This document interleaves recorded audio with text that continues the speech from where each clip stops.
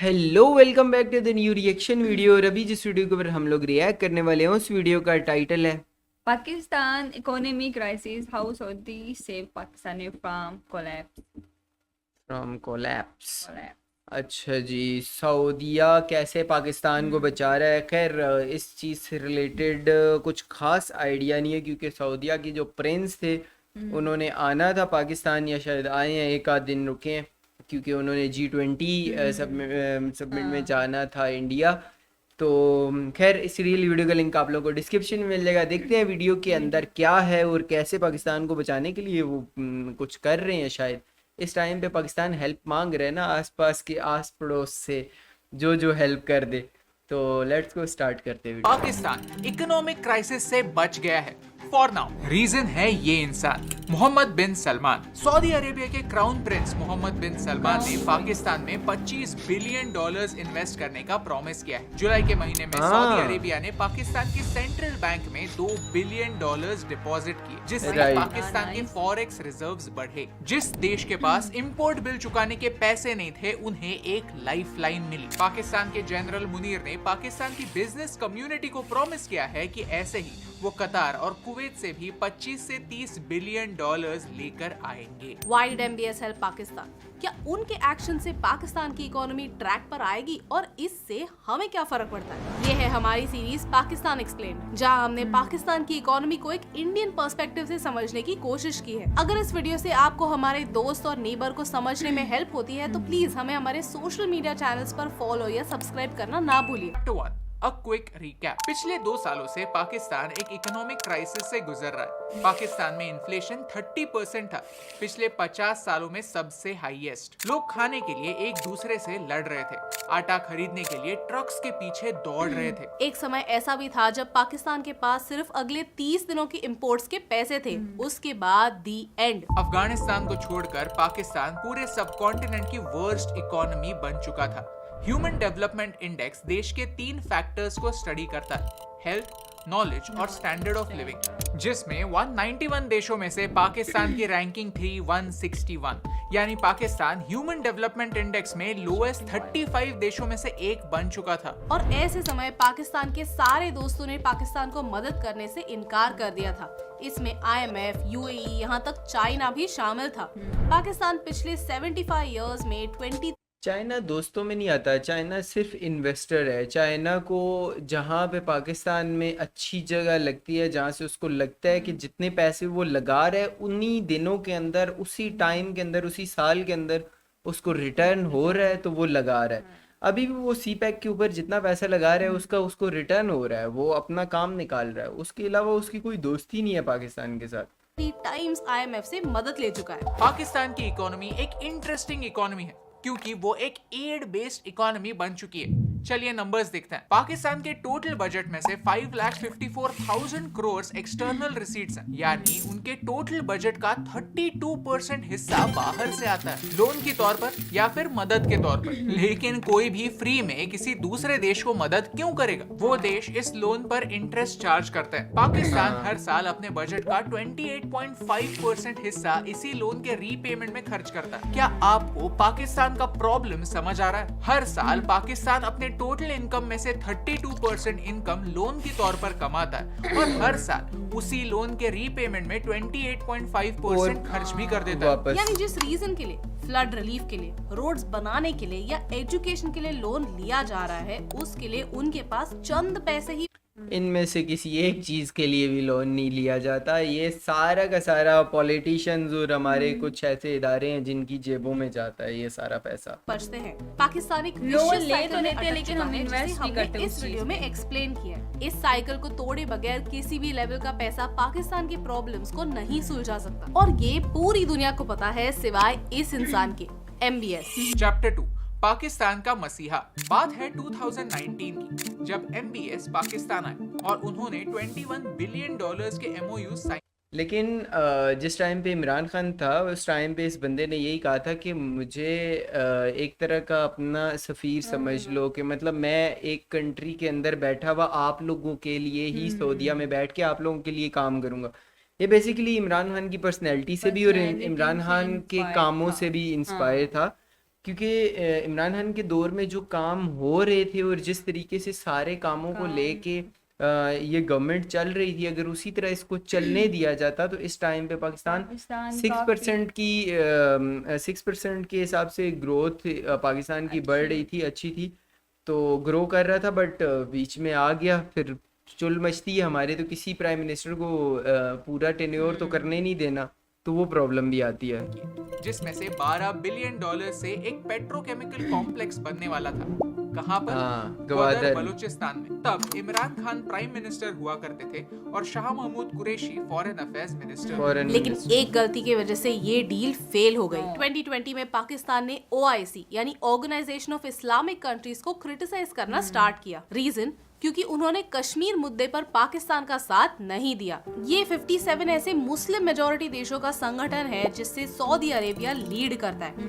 ये बात सऊदी की लीडरशिप को बिल्कुल पसंद नहीं आई और पॉलिटिकल डिसएग्रीमेंट्स का इम्पैक्ट पाकिस्तान के इकोनॉमी पर हुआ। इन दो कैरेक्टर्स को याद रखिए, इनका रेफरेंस बाद में आएगा। ये एक पावरफुल स्टेटमेंट था कि अगर हमारी मदद चाहिए तो हमारी बातें सुननी होंगी। अब सऊदी ने पाकिस्तान को एक और मौका दिया है। कई लोग मानते हैं कि पाकिस्तान और सऊदी अरेबिया सिर्फ रिलीजियस रीजंस के लिए एक दूसरे के साथ है, लेकिन सच और गहरा है। सऊदी अरेबिया और पाकिस्तान की रिलेशनशिप सिर्फ रिलीजियस आइडियोलॉजीज तक सीमित नहीं है। पाकिस्तान गल्फ देशों का एक इंडिस्पेंसिबल डिफेंस पार्टनर है और पाकिस्तान उन्हें एक इम्पोर्टेंट ऑब्जेक्टिव अचीव करने में हेल्प कर सकता है, और वो है चाइना और ईरान की दोस्ती रोकना। चाइना पाकिस्तान में CPEC यानी चाइना पाकिस्तान इकोनॉमिक कॉरिडोर बना रहा है, जिसमें अलग अलग डेवलपमेंट प्रोजेक्ट्स पाकिस्तान में बनाए जाएंगे। लेकिन ये चाइना के बड़े master plan belt and road initiative का एक छोटा हिस्सा है। बेल्ट एंड रोड इनिशिएटिव में चाइना ईरान को भी इंक्लूड करना चाहता है। चाइना ने ईरान के साथ $400 बिलियन का डील किया है, जिसका नाम है China Iran Chabahar deal. Geography की वजह से चाइना को ये प्रोजेक्ट सक्सेसफुल करने के लिए पाकिस्तान की मदद लगेगी। सऊदी और ईरान सदियों से राइवल्स रहे हैं और चाइना सऊदी अरेबिया से सबसे ज्यादा ऑयल इंपोर्ट करता है। सऊदी ये एडवांटेज खोना नहीं चाहता। अगर ईरान और China belt and road initiative के थ्रू करीब आए, उन्होंने पाइपलाइंस बिछाए, तो सऊदी का सबसे बड़ा ऑयल इंपोर्टर उनके सबसे बड़े राइवल से ऑयल इंपोर्ट कर सकता है। जियोपॉलिटिक्स के स्टेज पर ये बहुत बड़ी हार होगी। जैसे कई इंडियन सऊदी में काम करते हैं, वैसे ही कई पाकिस्तानी भी काम करने के लिए सऊदी जाते हैं। ये पाकिस्तानी एक्सपैट कम्युनिटी काफी बड़ी है। In total 25 lakh Pakistani Saudi में, जो हर साल $691 मिलियन रेमिटेंसेस के तौर पर पाकिस्तान भेजते हैं। इस बड़े टैलेंट पूल के घर पर स्टेबिलिटी बनाए रखना सऊदी के इंटरेस्ट में। हो सकता है कि ये सिर्फ एक कोइंसिडेंस हो। सऊदी ने पाकिस्तान को मदद करने का डिसीजन लिया और उसी समय जिन दो लोगों ने OIC और इनडायरेक्टली सऊदी को क्रिटिसाइज किया था, उन्हें जेल में डाल दिया गया। Chapter 3 challenges for Pakistan. नहीं, ये इन पे केसेस थोड़े से डिफरेंट हैं। इमरान खान को और उस बंदे को जो जिसका बता रहे हैं ना, शाह महमूद कुरैशी का, ये दोनों बंदों को पहले शाह महमूद कुरैशी को तो इससे पहले भी जेल में डाला था, लेकिन अभी दोबारा जेल में डाला है, लेकिन इन पे केसेस डिफरेंट बना के इनको अंदर किया हुआ है। MBS की मदद एक लाइफलाइन है, लेकिन क्या इससे पाकिस्तान का क्राइसिस खत्म हो जाएगा? नहीं। घंटा। चलिए पाकिस्तानी इकोनॉमी के कुछ कोर इश्यूज को समझते हैं। सबसे बड़ा इशू है करंट अकाउंट डेफिसिट। मतलब क्या है? हाँ। भाई आया है, समझा कर रहेगा। जब एक देश के इंपोर्ट्स एक्सपोर्ट से ज्यादा होते हैं तो नेट आउटफ्लो जनरेट होता है, यानी फॉरेन एक्सचेंज का पैसा बेसिकली $, देश के बाहर जाता रहता है। ये एक इकोनॉमिक क्राइसिस से गुजरने वाले देश के लिए काफी टेंशन की बात होती है। सरप्राइजिंगली मार्च से जुलाई इन 5 महीनों में पाकिस्तान ने ट्रेड अकाउंट सरप्लस में चलाया, यानी पाकिस्तान के एक्सपोर्ट्स इंपोर्ट से ज्यादा थे। लेकिन ये हुआ क्यों? क्योंकि सरकार ने इंपोर्ट्स पर रिस्ट्रिक्शंस डाल दिए थे। लोगों के लिए बाहर से चीजें इंपोर्ट करना इम्पॉसिबल कर दिया था, जिससे पिछले साल के कंपैरिजन में इंपोर्ट्स 27% गिरे। लेकिन ये एक टेम्पररी मेजर है ताकि डॉलर्स पाकिस्तान के बाहर ना जाएं। MBS ने दिया हुआ पैसा इनफ नहीं है। पाकिस्तान को अल्टीमेटली IMF से बेल आउट लेना ही होगा, और जब पाकिस्तान IMF से बेल आउट लेगा तो IMF अपने कंडीशन सामने रखेगा, जिसमें से एक कंडीशन इंपोर्ट रिस्ट्रिक्शंस हटाने की जरूर होगी। पाकिस्तानी एक्सपर्ट्स भी मानते हैं कि अगले साल फिर से करंट अकाउंट डेफिसिट बढ़ेगा। करंट अकाउंट डेफिसिट कम करने के लिए सोल्यूशन यही है कि वर्ल्ड क्लास प्रोडक्ट्स बनाओ और दुनिया को बेचो। दूसरा चैलेंज है गिरता हुआ रूपी। इंडियन रुपी नहीं, पाकिस्तानी रुपी। पाकिस्तानी सिचुएशन रुपी। ऐसी है कि एक अमेरिकन डॉलर खरीदने के लिए पाकिस्तान को 308 रुपए देने होंगे। पिछले एक हफ्ते में ही पाकिस्तानी रुपी डॉलर के मुकाबले 6% से गिरा है और मोस्ट प्रोबेबली ये वीडियो रिलीज होने तक और भी गिरेगा। ये ग्राफ नहीं, देखिए बल्कि 2018 में बल्कि अभी बढ़ा है और 296 पे आ गया है, मतलब 308 से 296 पे आया हुआ है। $1 खरीदने के लिए पाकिस्तान को अपने 110 रुपए देने पड़ते। 2019 आते आते ये आंकड़ा 140 तक गया। पिछले साल मई के महीने में 200 का आंकड़ा क्रॉस हुआ और अब 300 भी क्रॉस कर चुका है। और ये पाकिस्तान के लिए चिंता की बात है, क्योंकि उन्होंने लिए हुए लोन्स डॉलर्स में ही है, उनकी किस्तें यूएस डॉलर्स में ही चुकानी पड़ती है। वही। जितना डॉलर महंगा होता जाएगा उतना उनका लोन लोन भी भी महंगा महंगा होता होगा। जाएगा। डेट बर्डन बढ़ता जाएगा। इसे हाई डेट सर्विसिंग कॉस्ट कहते हैं। तीसरा और सबसे इम्पोर्टेंट चैलेंज है इमेज। देखिए, कुछ देश होते हैं जिनके पास पावर होती है, उनकी इकोनॉमी या फिर मिलिट्री की वजह से दूसरे देश उन्हें टॉलरेट करते हैं। पाकिस्तान के पास दोनों नहीं है। कुछ देशों के पास नेचुरल रिसोर्सेज होते हैं, उनके ऑयल या फिर माइंस की वजह से दूसरे देश उन्हें टॉलरेट करते हैं। पाकिस्तान के पास दोनों नहीं है। कुछ देश डेमोक्रेसी या अच्छी लीडरशिप की वजह से दुनिया में इज्जत कमाते हैं और पाकिस्तान के पास दोनों नहीं, फिलहाल दोनों नहीं है। Hey, bro, I'm going offline now. Gotta sleep. Okay, Andy. Good night. Hey, babe. I can help you take out Andy. Stop boasting.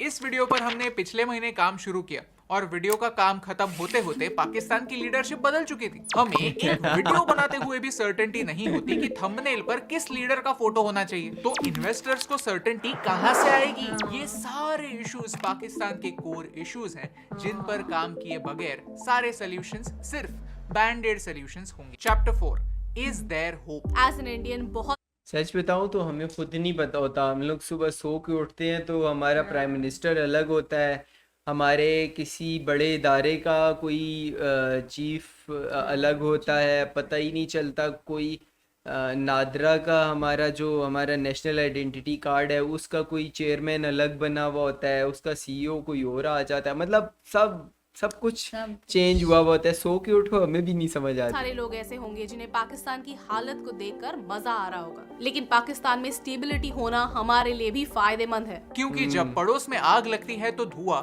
हमारे घर पर भी आता है। एक छोटा सा एग्जांपल देता हूँ। 2020 में जब चाइना में कोविड और लॉकडाउन चल रहा था तब उनकी इकोनॉमी सफर कर रही थी, तो लोगों का ध्यान भटकाने के लिए चाइना ने गलवान वैली में भारत पर अटैक किया और इस वजह से हमने हमारे वीर जवान खोए। पाकिस्तान एक न्यूक्लियर पावर है, उन्होंने न्यूक्लियर हथियार कैसे पाए इस पर हमने ऑलरेडी एक वीडियो बनाया हुआ है जो आप यहाँ पर देख सकते हैं। ये एक बहुत इंटरेस्टिंग वीडियो है, इसे मिस मत कीजिए। पाकिस्तान की जिन कोर प्रॉब्लम्स की हमने बात की वही कोर प्रॉब्लम्स भारत में भी हैं, जैसे कि करंट अकाउंट डेफिसिट। हम आत्मनिर्भर भारत की बात तो करते हैं, लेकिन सच्चाई यही है कि हमारे इंपोर्ट्स दिन ब दिन बढ़ते जा रहे हैं और करंट अकाउंट डेफिसिट भी। ये डेफिसिट $67 बिलियन है, यानी over a period of time dollar का आउटफ्लो होने वाला है। हमें कमर कसकर नेट इंपोर्टर देश नहीं नेट एक्सपोर्टर देश बनने की जरूरत है, नहीं तो एक इकोनॉमिक क्राइसिस हमारी राह देख रहा है। सोर्सेस कहते हैं जनरल मुनीर ने पाकिस्तानी बिजनेस कम्युनिटी को यह प्रॉमिस किया है कि अब पाकिस्तान आईएमएफ से मदद नहीं लेगा,